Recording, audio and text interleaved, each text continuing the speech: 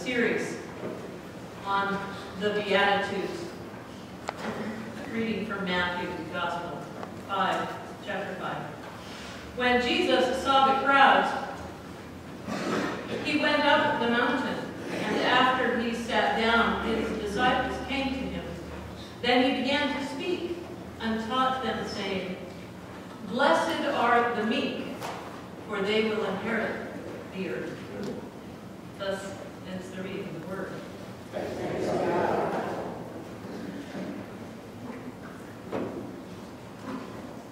Matthew's Jesus says in a favorite passage. Excuse me, before I start. This morning in the first service, I said to everybody, this is kind of a mishmash of thoughts. One of my favorite soups at Manhattan Grill down on the 111 is mishmash soup.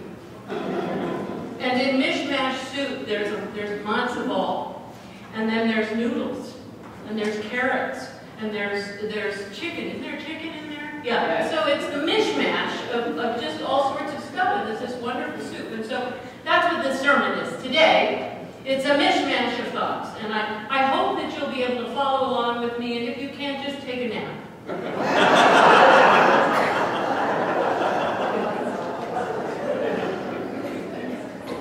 Matthew's Jesus says in a favorite passage, "Come unto me, all that weary, and I will give you rest. Come unto me, take my yoke upon you. For I am meek and lowly of heart. I am gentle and humble-hearted, and you will find rest for your souls. For my yoke is easy and my burden is light." These words make up one of the most beautiful soprano arias in Handel's Messiah.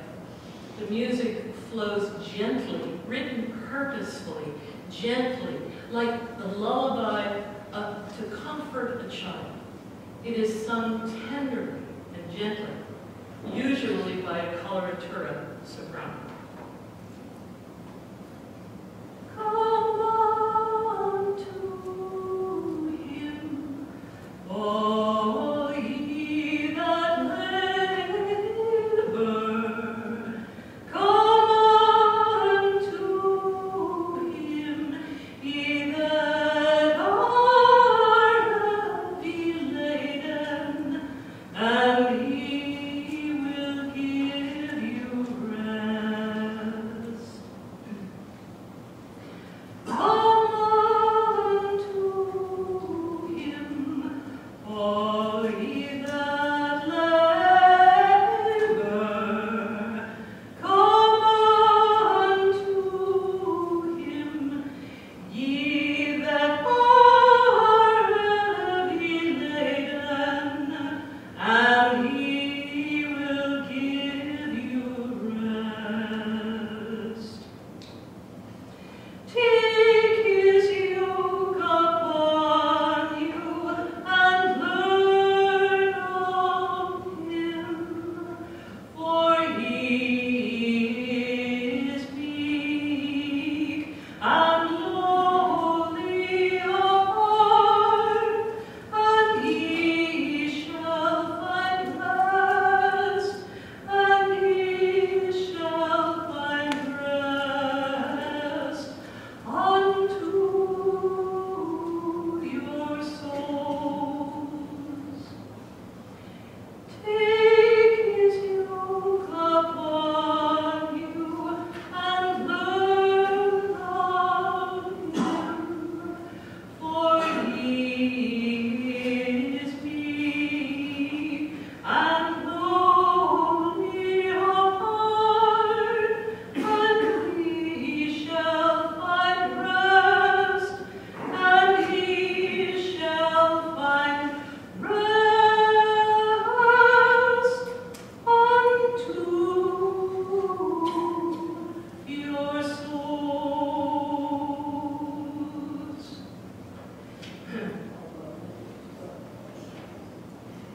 Because we have been reared and nourished on the food of strength and and independence as a nation. Because we have been spoon-fed on the righteousness of our Constitution and the Bill of Rights, I dare say that 90% of us were not raised to embrace or emulate the meekness, the lowliness of Jesus, or any of his predecessors for that matter. We may picture Jesus as meek and mild, but when we think of his predecessor Moses, we picture Charlton Heston, arms raised atop the mountain with the 10 Commandments in his hand, or calling down single-handedly the power that parts Cecil B. DeMille's Red Sea.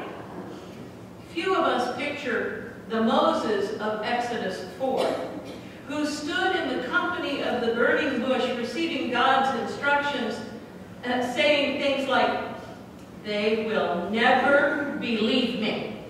They will never listen to what I say. Lord, I have never been a man of ready speech, never in my life, not even now that you have spoken to me. I'm slow and I'm hesitant, and Lord, please send someone else." We don't remember that Moses. If we were to have a chat with Moses, we would likely say, "Hey, Moses, there's no risk here. You've got God on your side. Don't be so chicken-hearted." Or, out of the other side of our mouth, we'd say, boy, oh boy, God can really pick them.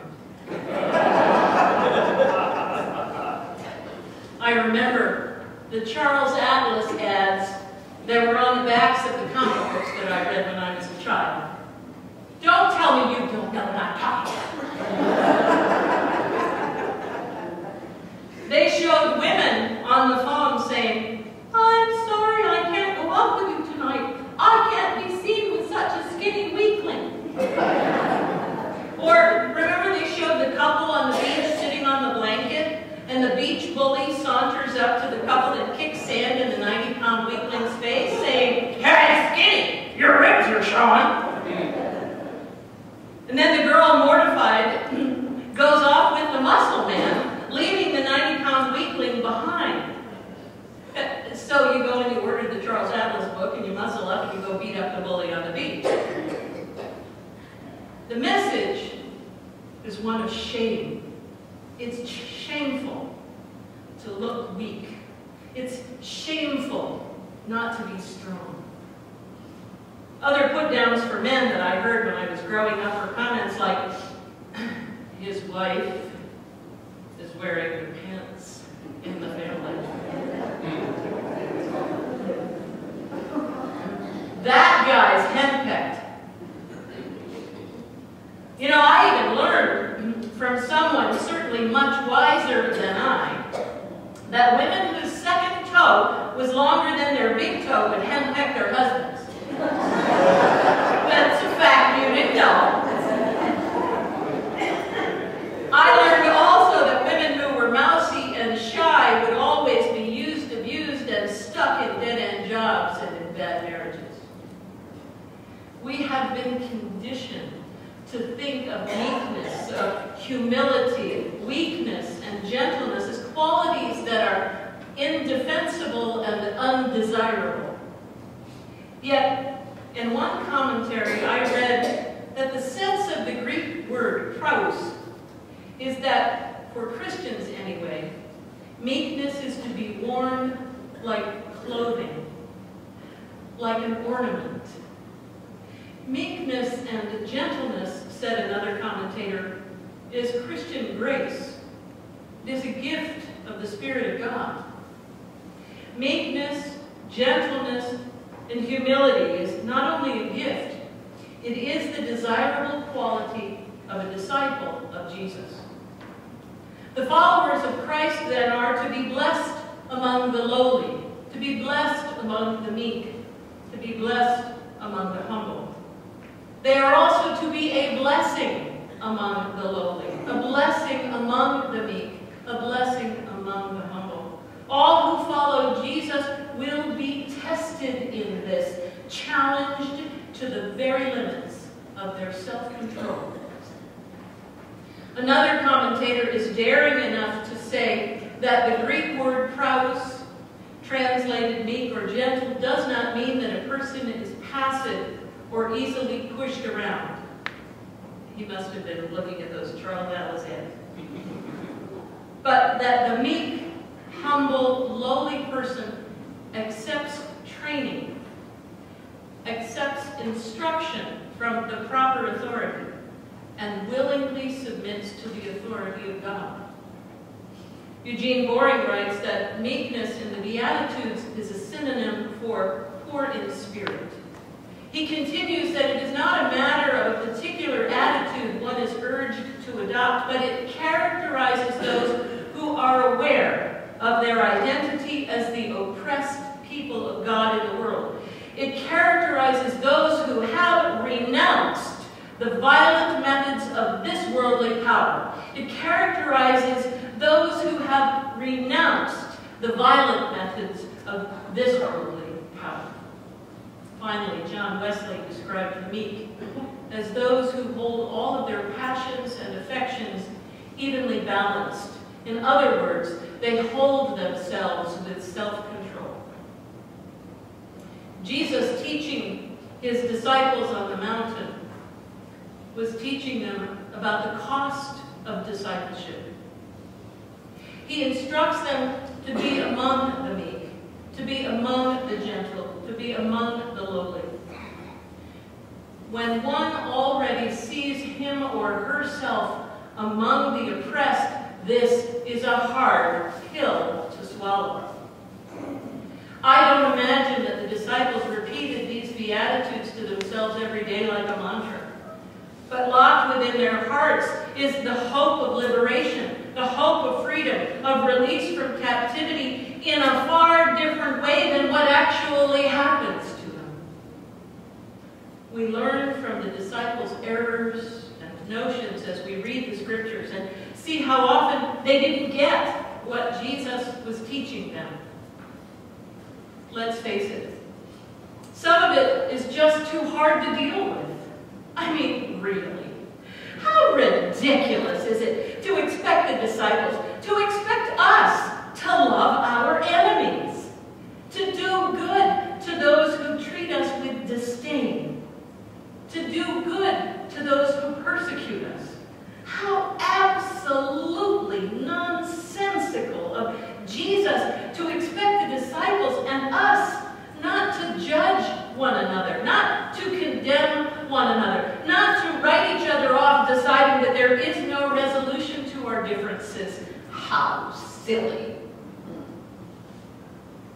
We live in a world where strength rules, where the Beatitudes of every day are, blessed are the rich, for the kingdom is already theirs. Blessed are the indifferent, for they need no consolation. Blessed are the strong, for they possess the earth already. Jesus turned the tables on all that was mighty and powerful in the world. He instructed those who followed him to seek the humble way, the lowly way, to be those who did not seek laurels and garlands, accolades and applause, honors and recognition. He instructed those who followed him and would follow him to bear with humanity their burdens and their sorrows, to delight with them in their joy and gladness, yet not to covet what others have. The Beatitudes as invitations can and could be our daily mantras. I invite you today to choose and keep one Beatitude close. Just one. Challenge yourself to live with it. Challenge yourself to live by it. I woke this morning, I think it was this morning, with an invitation planted, I'm not sure, probably, I hope, by the Holy Spirit in my heart. And that was, start fresh from worship. Be changed in worship. Let worship start you over again each week.